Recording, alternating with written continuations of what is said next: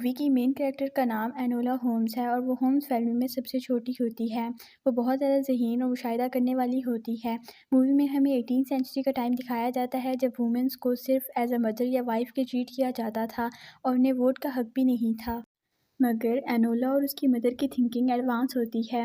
वो चाहती हैं कि उनकी एक अलग पहचान हो। उसकी मदर ने उसे हर एक चीज़ सिखाई होती है, जैसे कि फ़ाइटिंग वगैरह। वो उसकी हौसला अफजाई करती थी ताकि वो मजबूत हो सके। उसकी 16 बर्थडे पे जब वो जागती है तो वो देखती है कि उसकी मॉम घर पर नहीं होती और ना ही उनका सामान होता है। लाज़मा से पूछने पर वो उसे बताती है कि उसे नहीं पता, बस उसकी मॉम उसके लिए एक गिफ्ट छोड़ गई हैं। उस गिफ्ट में कुछ पेंटिंग्स का सामान होता है और कुछ फ्लावर्स की ड्राइंग होती हैं, जो कि उसकी मदर ने खुद बनाई होती हैं। वो पूरा 1 वीक रोज़ अपनी मदर के वापस आने का वेट करती है, मगर उसकी मॉम घर वापस नहीं आती। 1 वीक बाद उसके भाइयों ने घर आना होता है। जब एनोला छोटी थी तभी उसके भाई शायद चले गए थे और उसके बाद वापस नहीं आए थे। वो साइकिल पर अपने भाइयों को ट्रेन स्टेशन से लेने जाती है। जब वो ट्रेन स्टेशन पर जाती है तो उसके भाई उसे पहचान ही नहीं पाते क्योंकि वो बड़ी हो गई थी। वो अपने भाइयों को अपना नाम बताती है और इस तरह वो लोग एक दूसरे से मिलते हैं। एनोला का भाई शेरलॉक उसे बहुत अच्छे से मिलता है, जबकि माइक्रोव उससे मिलकर कुछ खास खुश नहीं होता और उसे टोकता है कि तुम्हें लड़कियों की तरह रहना चाहिए और तुम्हारी हैट कहाँ है, तुम इसके बगैर घर से कैसे निकल सकती हो। इसके बाद वो तीनों घर चले जाते हैं। माइक्रोव घर में भी बहुत से नुक्स निकालता है और कहता है कि आइंदे से घर को और एनोला को वो संभालेगा क्योंकि वो उसका लीगल गार्डियन है। और शेरलॉक जो कि एक जासूस है, वो उनकी मदद को ढूंढेगा। वो एनोला से बहस भी करता है कि इस हालत में कोई भी उससे शादी नहीं करेगा, उसे अपने अंदर नज़ाकत पैदा करनी होगी। इससे हमें पता चलता है कि माइक्रोव भी उन्हीं मर्दों में से था जो कि औरत को आगे बढ़ता हुआ नहीं देख सकते थे और उन्हें एज अ मदर और एज अ वाइफ ट्रीट करते थे। अगली सुबह माइक्रोफ्ट मिस हैरिसन को बुलाता है और उन्हें एनोला से मिलवाता है। मिस हैरिसन को एनोला की ग्रूमिंग करने के लिए बुलाया गया होता है। मिस हैरिसन माइक्रोफ्ट को कहती है कि तुम फिक्र ना करो, मैं इसे परफेक्ट बना दूंगी। रात को एनोला सोचती है कि वो अपनी किस्मत खुद बनाएगी और माइक्रोफ्ट को उसका फ़ैसला नहीं करने देगी। अगर वो नज़ाकत और अदाएँ सीखना नहीं चाहती तो वो नहीं सीखेगी। एनोला की मदर को वर्ड्स के साथ खेलना बहुत पसंद था। एनोला का नेम भी उन्होंने ऐसे ही रखा था, जिसे उल्टा पढ़ें तो अलोन बनता है। एनोला को भी ये आर्ट आता था। अपनी मदर की सिखाई हुई तमाम चीज़ों की मदद से वो अपनी मॉम के पीछे छोड़े हुए क्लूज़ देखती है और आखिरकार वो अपने घर में छुपाए हुए पैसों तक पहुंच जाती है। वो उन पैसों को ले लेती है और अपने भाई के कपड़े पहनकर एक लड़के का गेटअप कर लेती है। फिर वो अपनी साइकिल भी गलत रास्ते पर फेंकती है ताकि उसके भाई उसे ना ढूंढ सकें। अपने भाइयों से बचने के लिए वो घर के करीब वाले ट्रेन स्टेशन पर जाने के बजाय घर से दूर ट्रेन स्टेशन पर जाती है। जब वो ट्रेन में सवार होने लगती है तो वो देखती है कि वहाँ कुछ लेडीज़ एक लड़के को ढूंढ रही होती हैं, मगर पुलिस वाले उन्हें बार बार कह रहे होते हैं कि वो लड़का ट्रेन पर नहीं है। मगर वो लेडीज़ इंसिस्ट कर रही होती हैं कि वो लड़का ट्रेन पर ही है।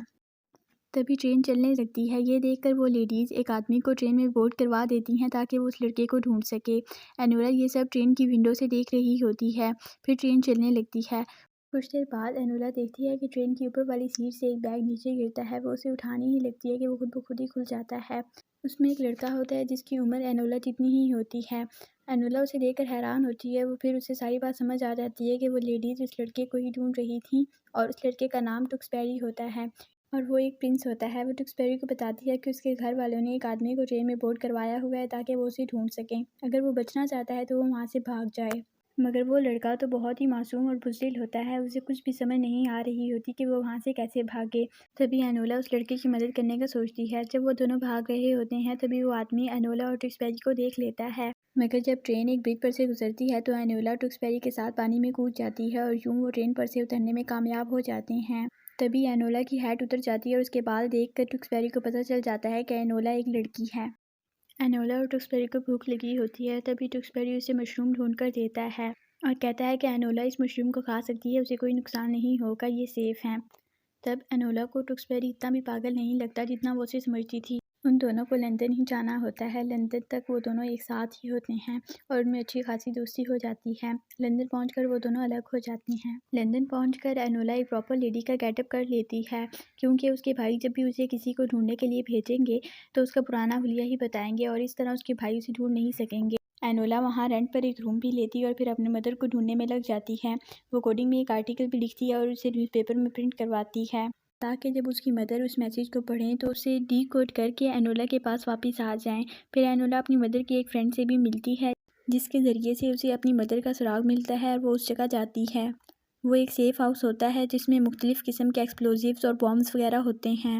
इन सारी चीज़ों को देखकर एनोला को पता चलता है कि उसकी मदर रेडिकल ग्रुप में से थी जो कि नया सिस्टम लाना चाहती थी जिसमें वुमेन्स को उनके सारे राइट्स मिले। इसी जगह पर एनोला पर वो शख्स हमला करता है जो कि ट्रेन में ट्यूक्सबेरी को ढूंढने आया होता है। वो एनोला से ट्यूक्सबेरी का पूछता है मगर वो उसे कुछ नहीं बताती। वहाँ एनोला और वो बहुत ज़्यादा लड़ाई करते हैं और आखिर में एनोला उसे हरा कर वहाँ से भाग जाती है।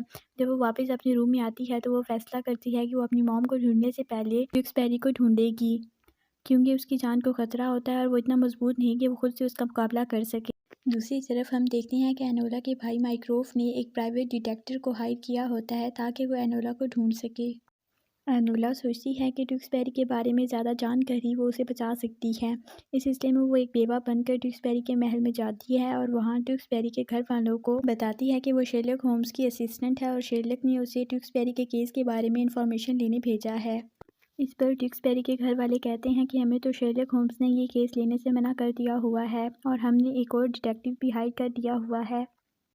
वो डिटेक्टिव भी वहीं पर होता है। वो और एनोला आपस में बहस करने लगते हैं। तभी क्वीन उन दोनों को बाहर जाने का कहती है मगर एनोला एक माली के कपड़े पहनकर उस जगह पर जाती है जहाँ ट्यूक्सबेरी अक्सर जाता था। वो एक ट्री हाउस होता है। वहाँ ट्यूक्सबेरी की बहुत सी चीज़ें पड़ी हुई होती हैं।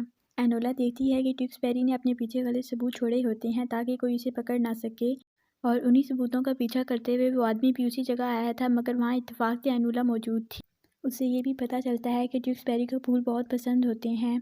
फिर वहाँ उसे ट्यूक्सबेरी की ग्रैंड मदर भी मिलती हैं जो कि एनोला को बताती हैं कि ट्यूक्सबेरी से वो बहुत प्यार करती हैं और वो उसे बताती हैं कि उनका पोता भी अपने बाप की तरह इंग्लैंड के पुराने सिस्टम को पसंद नहीं करता और उसे बदलना चाहता है। और वो ये भी कहती हैं कि उन्हें ये पुराना सिस्टम बहुत पसंद है और वो नहीं चाहती कि ये कभी बदले। वो एनोला को ट्यूक्सबेरी को ढूंढने का भी कहती हैं। एनोला ट्यूक्सबेरी के ट्री हाउस में से मिली हुई इन्फॉर्मेशन का इस्तेमाल करती है और एक जगह जाती है। वहीं पर उसे ट्यूक्सबेरी एक फ्लावर शॉप में फ्लावर्स बेचता हुआ नज़र आ जाता है। वहाँ एनोला उसे बताती है कि कोई है जो उसे मरवाना चाहता है। तभी एनोला की लैंड लेडी उस प्राइवेट डिटेक्टिव को बता देती है कि एनोला उसके पास रह रही है। जब वो एनोला को पकड़ने आता है तब रूम में ट्यूक्सबेरी भी होता है मगर एनोला किसी भी तरीके से उसे भगा देती है और ख़ुद पकड़ी जाती है। फिर माइक्रोफ्ट एनोला को दोबारा से मिस हैरिसन के स्कूल में छोड़ आता है। स्कूल में शेरलॉक भी एनोला से मिलने आता है और उसे बताता है कि उसे उन सब जगहों का पता है जहाँ पर वो मॉम को ढूंढने गई थी और एनोला के बचपन की कुछ बातें भी उससे शेयर करता है। जब एनोला शेरलॉक से मिलकर वापस जाती है तो उसके रूम में एक बड़ा सा पार्सल आया जाता है। उस पार्सल में से प्रिंस निकलता है जिसे देखकर एनोला बहुत खुश होती है। ट्यूक्सबेरी एनोला को बताता है कि वो उसे लेने आया है। फिर वो दोनों मिस हैरिसन की मोटर कार लेकर भाग जाते हैं। रास्ते में एनोला ट्यूक्सबेरी को बताती है कि उसे लगता है कि उसे मारने का प्लान उसके अंकल का है क्योंकि इससे उन्हें ट्यूक्सबेरी की सारी जायदाद मिल जाएगी। एनोला ट्यूक्सबेरी को उसके घर लेके जाने का फैसला करती है। जब वो घर जाते हैं तो वो देखती है कि ट्यूक्सबेरी को उसके अंकल नहीं बल्कि उसकी दादी मारना चाहती थी। वो ट्यूक्सबेरी पर अपनी गन की मदद से शूट करती हैं मगर ट्यूक्सबेरी ने आर्मर सूट पहना होता है जिसकी वजह से वो बच जाता है और उसकी दादी की गन में गोलियां भी ख़त्म हो जाती हैं। अगले दिन वोटिंग होनी होती है और प्रिंस अपना वोट रिफॉर्म बिल के हक में दे देता है। फिर ट्यूक्सबेरी एनोला से मिलता है और उससे अपने साथ आने की ऑफ़र भी करता है मगर एनोला मना कर देती है क्योंकि उसे एक आज़ाद ज़िंदगी गुजारनी होती है। जब एनोला अपने घर जाती है तो वो देखती है कि उधर उसकी मॉम भी होती हैं। वो बताती हैं कि उन्होंने घर अपनी आज़ादी के लिए छोड़ा था। वो जंग के ज़रिए बदलाव लाना चाहती थी मगर एनोला ने बगैर जंग के ही ये काम कर दिखाया। वो उसे शाबाश भी देती हैं। मूवी के एंड पे एनोला कहती है कि उसे उसकी ज़िंदगी का मकसद मिल गया है। वो एक डिटेक्टिव बनेगी और इंडिपेंडेंट रहेगी और यूँ मूवी हैप्पीली एंड हो जाती है। Subscribe to my channel Movies Manifesto for more videos like this.